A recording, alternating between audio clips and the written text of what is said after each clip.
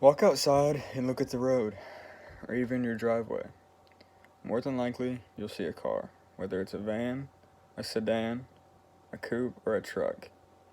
You most likely have some sort of vehicle. For some, having a regular car may be just what they need, and they are perfectly fine with that. But for others, that's just not going to cut it. They want their cars modified. They want it fast and purpose built. Or they may want it low and slow. But no matter what their personal taste is, they are all part of the car culture. According to Lexico.com, car culture is a society or way of life characterized by excessive use or reliance on motor vehicles. When I think back to the first time I saw a modified car, I think of Fast and Furious. Brian pulling up to race Dom in his built Mitsubishi Eclipse. If you've ever seen the movie, you know it's a bright green car with a big wing, big wheels, and green underglow. From Japan to Europe, down to Australia, and back to America, you'll find all kinds of cars. All of them with different purposes. Cars mean more to people than just transportation. For many, it's a way of life. In my speech, I will try,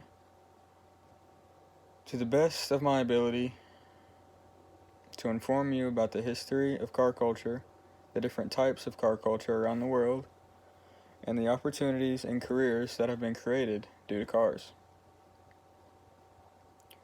Now for the history. According to CarThrottle.com, in the post-World War II and Great Depression 1950s, car culture really took off. In the 50s, there was a lot of muscle in European cars. Not very much else, at least in America. In the 80s, iconic cars like the Fox Body Mustang, the Ferrari F40, and the DeLorean arrived. That's when movies and music started to shape what cars were popular. The 90s belonged to Japan. They would release some of the most historic cars of all time. The Skyline GTR, Toyota Supra, Mazda FD RX-7, Acura NSX, and the Nissan Silvia S14. That span of roughly 40 years would shape the car community into what it is today. Being that those cars, still to this day, are more popular and more desirable than the new cars of the last 10 years. There are many different types of car cultures around the world. In America, you'll find cars from all sides of the world. Euro, drift cars, drag cars, rally cars, even standstill cars. Across the pond in Japan, you'll find a lot of drift cars and different style/look oriented cars. Japan is home to a few of the most iconic drift circuits in the world. One of them being Ibisu.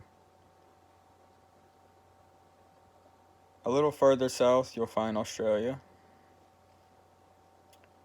They're big on power, big cubic inch motors with blowers sticking over the roof of their cars. They use all this power in huge burnout competitions. Drifting has also become more popular there as of recent. Over in Europe, there's a lot of track racing, whether it's a road course, Formula One, or a rally course. They bring a lot of purpose-built cars to the table, and they build their cars to go around the track as fast as their car will let them. Although that's not the only thing that is in Europe. That is a big section of their car culture.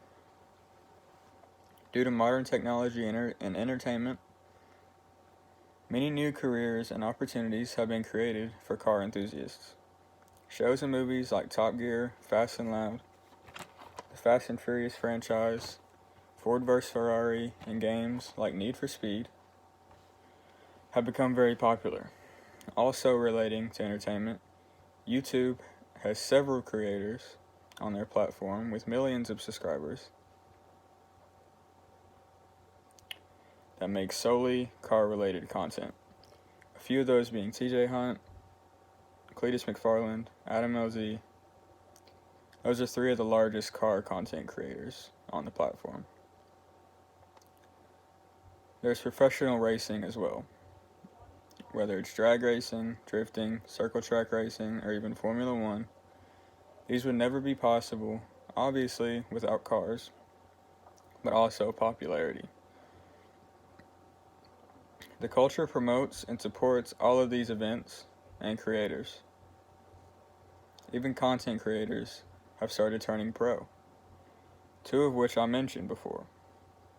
Cletus drag races competitions across the country, as well as competing in Summer Nats, the biggest burnout competition in the world, held in Australia. And Adam LZ ran his first professional Formula Drift season last year. I've shown you to the best of my ability what car culture is, and why so many people eat, sleep, and breathe cars. It's a lifestyle for many.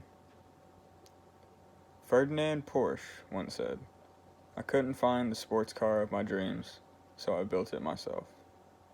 That is a testament to cars, that they can do what they can do to and for people.